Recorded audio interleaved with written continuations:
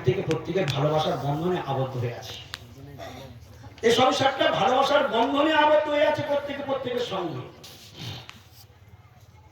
কিন্তু সেই বন্ধনের মূল বিষয়বস্তু কোথায় জানো? কখন কেউ কাউকে ভালোবাসে?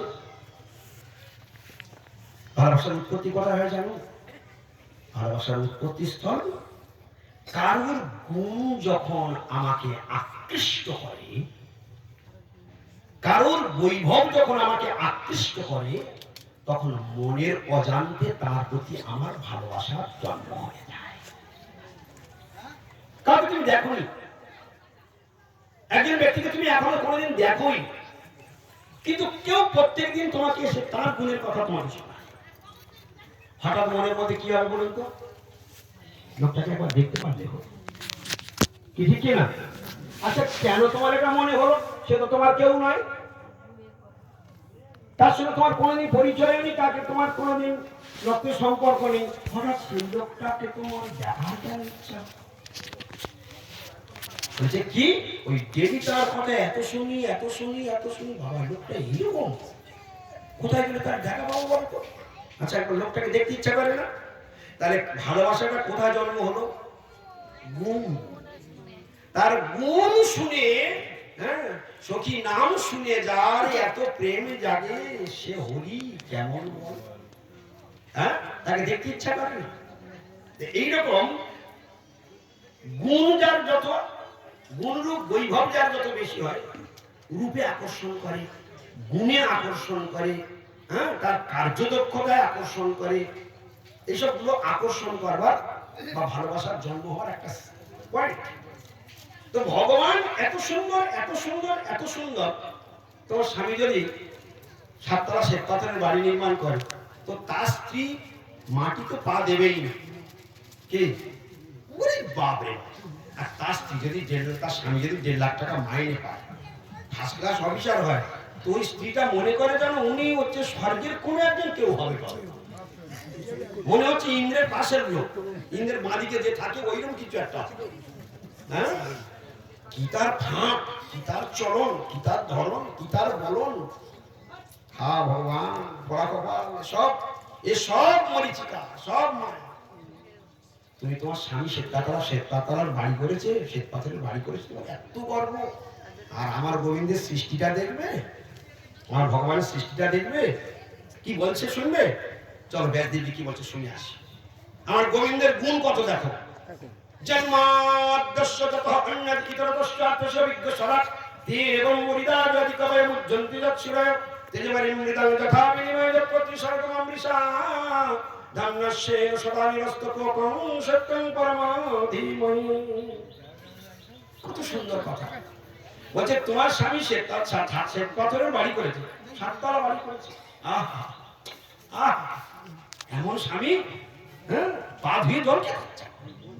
তাই এই যদি এই হয়, আর আমার গোবিন্দ এই ত্রিভুবন অনন্ত কোটি ব্রহ্মাণ্ড এক মুহূর্তেই সৃষ্টি করে দিয়েছে, তাহলে তার কি করা উচিত? আচ্ছা, যে জগৎটা আমার গোবিন্দ সৃষ্টি করেছে, ওই জগতের তুমি তার বাইরে না ভেতরে? শম্পা, গোবিন্দ জগৎ সৃষ্টি করেছে, তুমি জগতের ভেতরে না বাইরে? তাহলে তোমাকে কে সৃষ্টি করেছে? তোমার স্বামীকে কে সৃষ্টি করেছে? যে শ্বেতপাথরের বাড়িটা তৈরি করেছে তোমার স্বামী, শ্বেতপাথরটা নিশ্চয়ই তোমার স্বামী তৈরি করেছে, আর বাড়িটা তোমার স্বামী তৈরি করেছে, আর ইটটা তোমার স্বামী তৈরি করেছে, জলটাও তোমার স্বামী তৈরি করেছে, পিরাক, তার, কাঠ, বাঁশ সব তোমার স্বামী তৈরি, আর তোমাকেও তোমার স্বামী তৈরি। মূর্খ!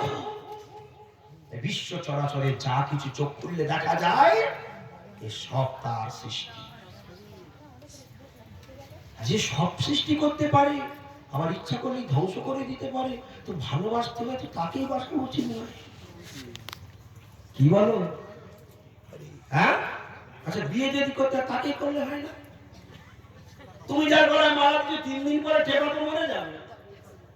তুমি জানো তোমার স্বামী কবে মরবে? তুমি যদি জানতে পারতে যে বিয়ে 13 দিন পর তোমার তারিখ আছে, তুমি হাদিস মারা দিতে?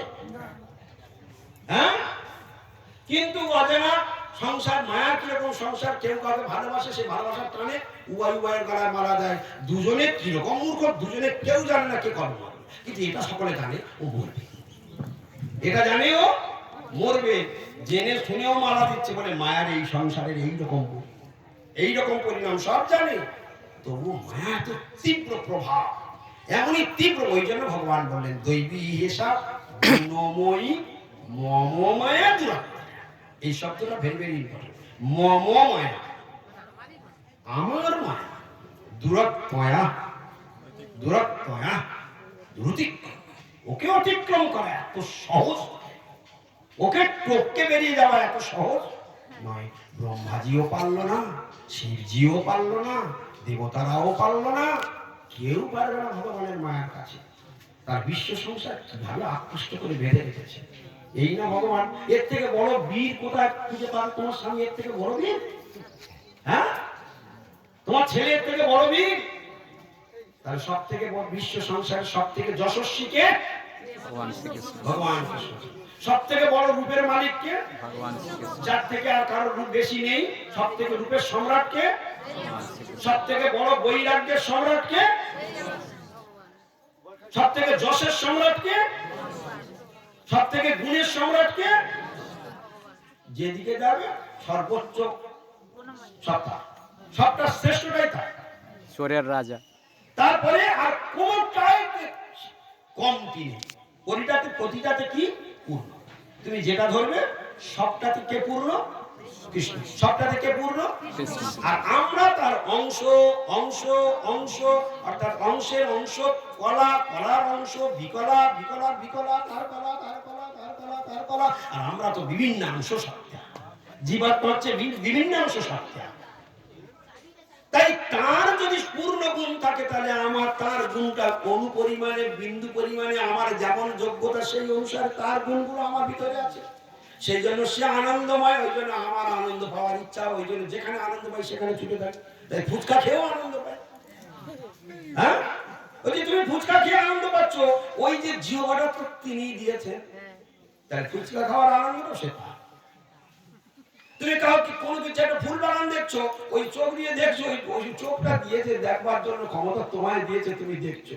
তাহলে তুমি যেটা দেখে আনন্দ পাবে, খেয়ে আনন্দ পাবে, শুয়ে আনন্দ পাবে, বসে আনন্দ পাবে, হেঁচে আনন্দ পাবে, যে দিকটা তুমি যাও না কেন ওই ওই ওই ওখান থেকে পাশে।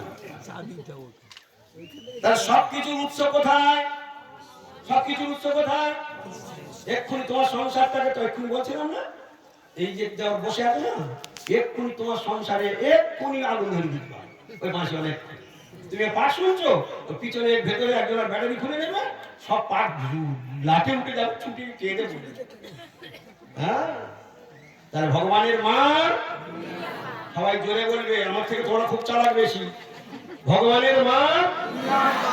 তাহলে আজকে সুদাম মিনতি টাকা খরচা করে ভক্তদের ডেকে নিয়ে এসে হরিকথা শোনবার ব্যবস্থা করেছে। খুব খারাপ কাজ করেছে না ভালো কাজ করেছে?